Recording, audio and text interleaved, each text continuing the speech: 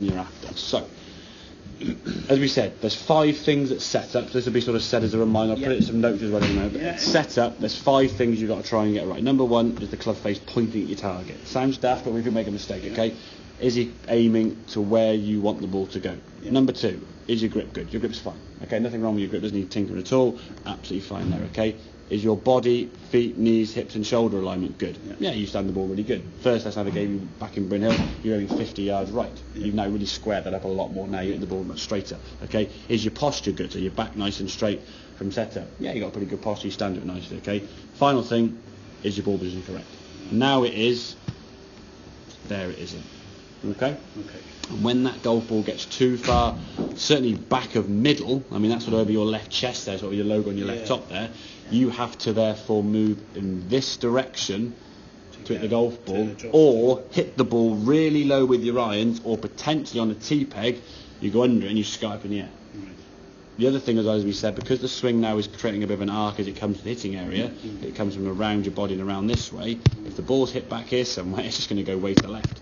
So all your shots there either go way left, then you try and compensate with some movement of your left shoulder, or rolling your arms, or whatever it may be, and then you get even steeper and you sky it, and then you try all these different shots, so you get a load of different variety of shots, all stemming from the one position where that ball's just too far back. Okay. So even because part of the problem, or what might have been part of the problem, is when they were going in different, they were called well. I might have gone right. I need to double check where the ball is, and have done that. But then because I already had all the other adjustments in, once you put them in, that wasn't solving the problem either. Well, exactly, because 2 wrongs can make a right, but not consistently. So if you play for a few months or a few weeks with the ball back there and making the adjustments, moving back to your left side and doing other things, then when the ball got here, that same movement back, as you've seen with a couple of your shots, if the ball's up here and you move this direction, you can hit the ground behind the ball and top it, or pull it to the right, or do something of the sort. So it's understanding that when you make an adjustment, you then have to try and eliminate those compensations. But those compensations kind of got embedded over a few games because they had to be put in place. And this is where we say before, practice makes permanence, not perfect. If you just keep doing something over and over again and figuring out where the shots need to be hit from. I saw a really good vid last night, which I'll try and send it to YouTube, where the guy said, when you practice, hit a golf ball and wait a minute. So if you hit a good one, okay, fine, definitely, and then give yourself a minute time between each shot. And if you hit a bad one, you're going, okay, right, I hit the bad one there. Okay. If you just go wang, wang, wang, wang, wang, 20 shots in a row, you'll figure out where the ball's going to be hit from and hit a reasonable shot. But is that improved your game? Because on a golf course, the one thing we don't really practice is that delay between shots. On a golf course, you hit one shot and then you've got to go and walk and find it. If you were playing with your mates up in Scotland, there's 4 of you playing. If you were the longest tee shot, say you were the first to tee off and you were the longest, so you're 4th to play your second shot, that could be 10, 15 minutes nearly. So that's a big time delay, and you're playing with a 3-wood off the tee to a 7-iron with your second shot maybe, from the rough, with a ball on your feet.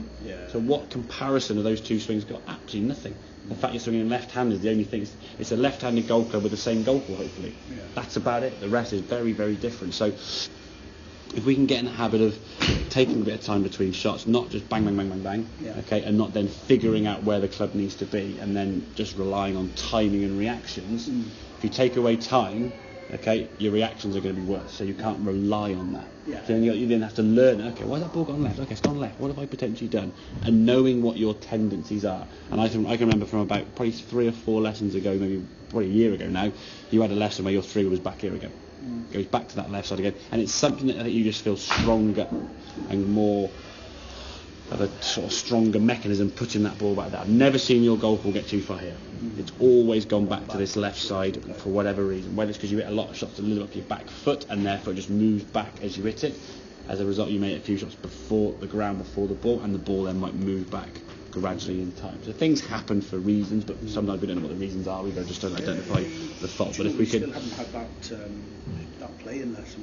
Well, we're definitely get that. Definitely get that. There's time to get that. We got all with the sunshine being nice. We can get that anytime you want to. What a weird August. Strange.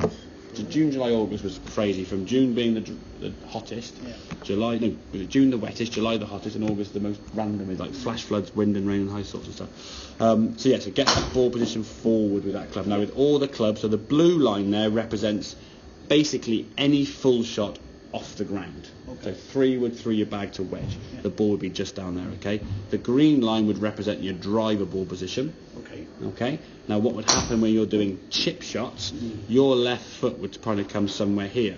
Right. So if your left foot is that red dot and your right foot is that red line, the blue line now that we saw at the start that was forward in your stance is now back of your stance, just because your foot's come nearer. The distance between your right foot hasn't changed. Okay, if we go back to that blue line, that blue line is definitely nearer your right foot. It's forward of your stance. There's your red right line, right foot. So the chipping setup goes to that. Ooh, the ball's now back in your stance.